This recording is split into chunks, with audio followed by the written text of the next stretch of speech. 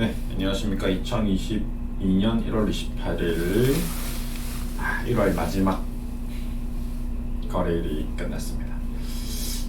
1월 한 달은 거의 월간으로 봤을 때 가장 큰 폭의 하락을 보여줬던 달이 아니었나 라는 생각이 들 정도로 굉장히 보시면 좀 역대급의 하락인 것 같습니다. 이때도 고가 대비 15%인데 이날 보자. 12 고가 대비 한 14%, 거의 14%, 월간 14. 이날 코로나 때는 그래도 종가해서 플러스 20%, 더 크네. 이 달이 뭐 코로나 때가 아마 정점이었던 것 같고요. 그래도 보시다시피 월간으로 봤을 때 굉장히 좀 기억에 남을 정도 수준의 큰 하락을 보였던 상황입니다. 볼까요? 거의 초특급 이슈가 있었던 리만 사태 때 이때 볼까요? 이때도 종가, 시가 이때는 40%대네요. 한 달에 더 심했네요. 그래도 20%대면 15% 이상은 굉장히 큰 폭의 하락이었다라고 저는 보고 있습니다. 근데 지수가 15% 정도 빠지면요, 개별 종목은 거의 30-40% 빠집니다. 버티고 있는 아이들도 있고 상승하는 아이들도 있고 하기 때문에 개별적으로 보유 주식 중에 한두 개는 항상 30-40% 날아가죠. 그럴 수 있습니다. 그래서 포트폴리오를 해야 되고요. 한 종목만 투자하신 분은 너무 이제 큰 고통이 따를 수 있죠.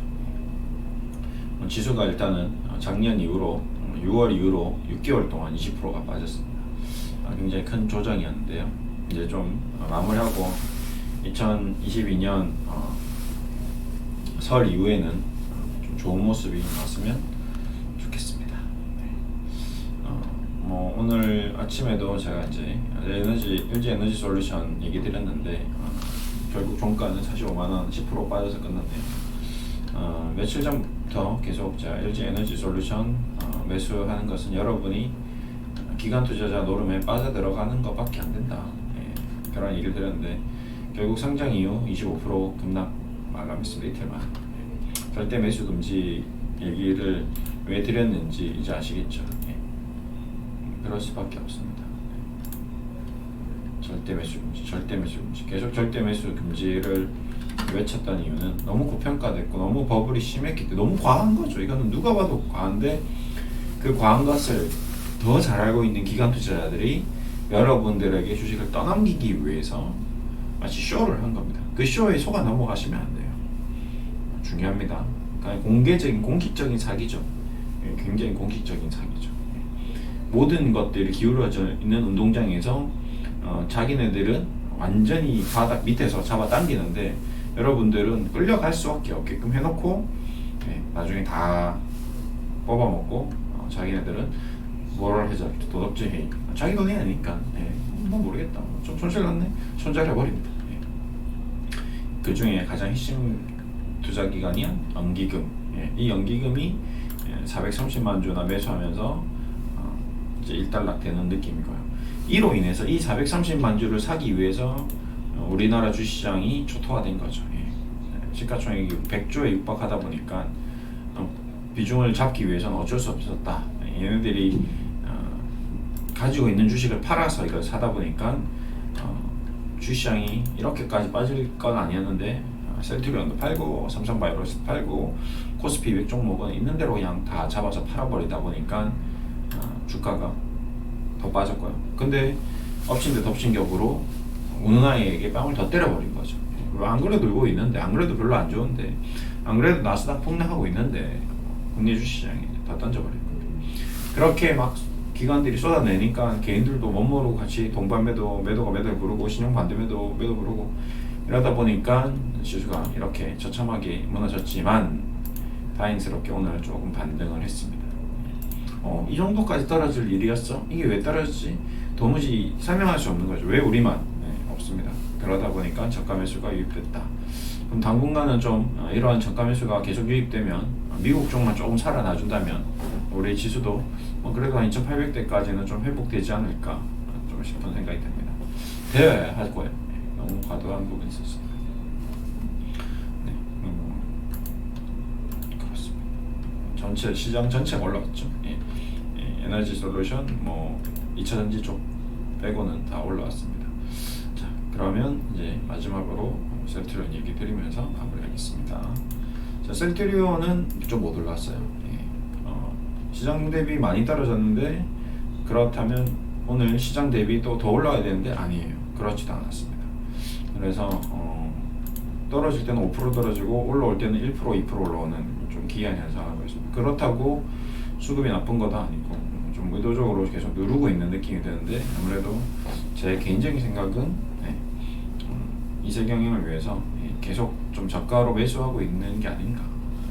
지분을 좀 모으려고 하는 것이 아닌가. 결국 적은 우리 내부에 있다 라는 얘기가 갑자기 생각나는 그런 대목이 아닐 수 없습니다. 그래서 오늘도 보시면 좀 수급에 비하면 굉장히 주가가 지지분했죠. 그렇죠? 네. 연기금은 계속 팔았었고요. 자, 이제 어느 정도 연기금 물량이 이제 쏟아져 나온 이후에 이제 기관과 외국인들이 좀 금융투자와 외국인이 좀 끌고 나가준다면 조금 회복할 수 있을 것 같고요. 셀트리온 헬스케어도 외국인 기관이 계속 순매수를 하고 있는데도 불구하고 그렇게 크게 상승하지는 못하고 있습니다. 어쨌든 개인 투자자들이 계속 빠져나가고 있다는 점을 계속 저는 체크하고 있습니다. 계속 빠져나가기를 바라고 있습니다.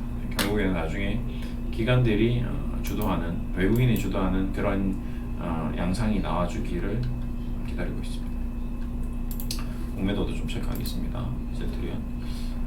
그러니까 오늘 또 공매도가 눌렀군요. 이게 올라온 날은 공매도가 누르고 피곤합니다. 이러니까 자꾸 뭔가 앞뒤 이게 뭔 손뼉도 이게 서로 차야 소리가 나는데 한쪽에서는 공매도 치고 한쪽에는 매수하고 이런 현상이 계속 나오다 보니까 뭔가 시원한 상승이 안 나오네요. 팔 때도 이상하게 팔고 살 때도 여러모로 일단은 수급적인 부분은 많이 제가 봤을 때 좀 꼬여 있는 것 같습니다. 자사주 매입을 한다고 했는데 그거 뭐 1,000억은 눈에 뭐 거의 뭐 바다에 배 한 대 지나가는 정도 수준이라서 아무 생각하지 마시고요. 나중에 이제 배당금 나왔을 때 그 배당금으로 또 뭐 주식을 투자해야 될지 모르겠지만 뭐 어쨌든 그거는 이제 쓰는 게 답이죠. 저는 이제 자문을 계속 해드리면서 늘 고배당주에 대한 코멘트를 많이 드렸고 늘 배당이 나오는 주식에 대해서 추천을 해드립니다. 그래야지 그 기업을 만약에 잘못 투자를 하더라도 시간이 지나서 1년이 지나고 2년이 지나고 3년이 지나고 5년이 지나서 그 배당을 계속 받다 보면 배당금 합산 수익만 해도 어느 정도 커버가 되고요. 나중에 주가가 더 올라가면 배당 플러스 알파 매매 차익까지 얻으면 그야말로 금상첨화 일가양득 일타이피 일석이조 뭐 이런 거겠죠. 그렇게 되었으면 하는 바람으로 그런 스타일로 추천을 해드리고 있습니다. 여러분들도 고배당주를 그래서 늘 저는 이제 모든 기업들의 일단 이런 배당 수익률을 다 체크하겠습니다. 삼성증권 5%, 한국실 설계 5%, 하나금융지주 5%, GS 5%, SK텔레콤, 패스트뱅 인터내셔널, 삼성화재 이런 식으로 배당 수익률을 다 체크합니다. 현대그룹주에서도 마찬가지. 메리츠 금융지주, 현대중공업지주, 롯데하이마트, 롯데푸드, 게임주, 방화주, 금융주, 바이오도 배당 주는 기업이 없었는데 셀트리온이 태어나서 처음으로 바이오 기업임에도 불구하고 배당을 주는 기업을 더했으나 주가는 폭락을 했습니다. 좀 안타까운 현실이죠. 어쨌든 이런 바이오주도 포트에 있어야 되겠지만 고배당주도 항상 포트에 있어야 되고 현금도 포트에 있어야 되고 또 뭐가 있어야 되죠? 기술주나 우량주, 저평가주, 가치주, 4차 산업혁명주 다양하게 고루고루 넣어두시는 게 좀 도움이 될 거라고 저는 생각합니다. 이제 본인이 판단하에 그렇게 하시면 될 것 같고 어쨌든 바이오주들이 오늘 그동안 수급적인 폭락에서 이제 조금 기술적인 반등이 조금 나온 것 같습니다. 매드팩토, HLB 그룹주도 쭉 올라왔네요. 오늘 끝없이 하락할 것 같았는데 또 반등이 나오네요. 어제도 이제 좀 최근에 이제 그래서 주식 철학에 대해서 제가 얘기를 드리고 있는데 남들과 이제 항상 반대로 움직여라. 그렇죠? 네. 분별도 사안도 없이 매수할 때는 사람들이 버린 주식 시세가 무너질 때다. 무너질 때다. 예, 무너질 때다.